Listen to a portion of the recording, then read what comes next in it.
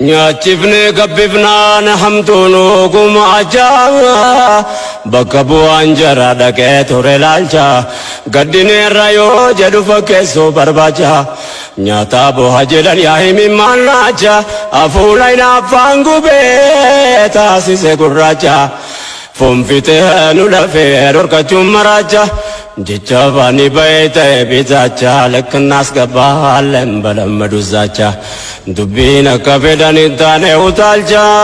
boollanuu kootaan barbaacha ollaa nuti qopheessanii haatirkoo nu ta'e gargaarsa keetiini fashallaan agarree kiyya aduun kaa'e ummanni buqqa'ee dhufee biyya ga'ee jaraanu buqqises nagaa wajjin taa'e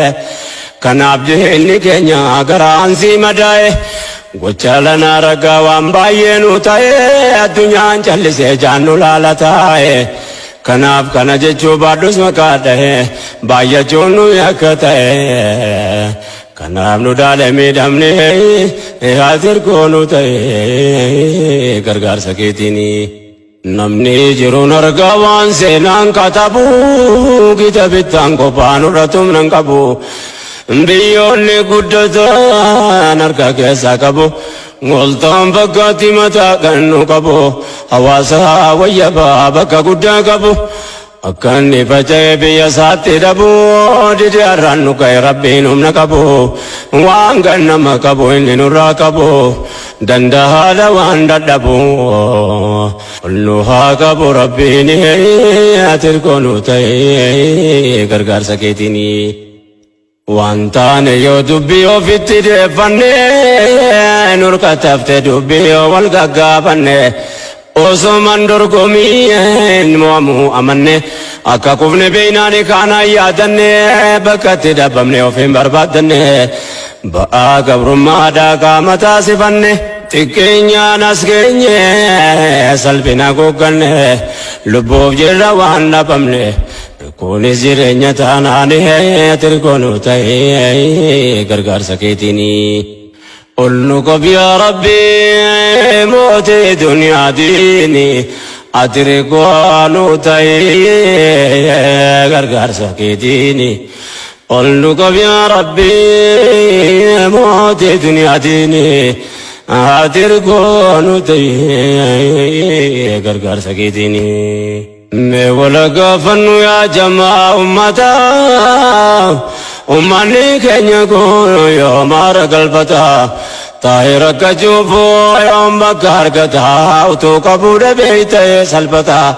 dachii sarraan batu kuteerraa galfataa keenya nurraa dhiigee kan ofii jaarrataa abbaan isirraa baqataa aroorroo nu dhasaa qabnaani haatirkoo nu ta'e gargaarsa keetiini. Ba'aan deemaa dhufee nuti tarkaanfannaa durgaafa rakkinaa ollaattee baqannaa har'a duwwiin horiin bitee nutti naynaan dulmiin daangaan qabne nurratti hojjetamnan ganama taabnee galgala saamamna manaa gabbaqannaa alaa ol baqannaa hin dhaabnu dhaabbannu yoom teenyee boqannaa dubbiin kun furmaata dhabnaan dara hin jabaachuu yaqiini haatirkoo nu ta'e gargaarsa keetiini. Addunyaan balloon kun nutti maaf dhiphataa nu dukkana daayinaa kaan numaan ibsataa kaan dhamaan markataa kaan dhabaaf rakkataa kaan dhamaan markataa kaan dhabaaf rakkataa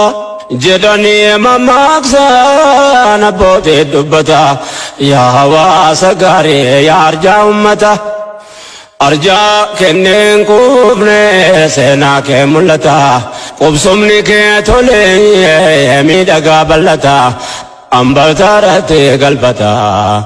nu dhiibnee jaallallaanii haatirkoo nu ta'e gargaarsa kee.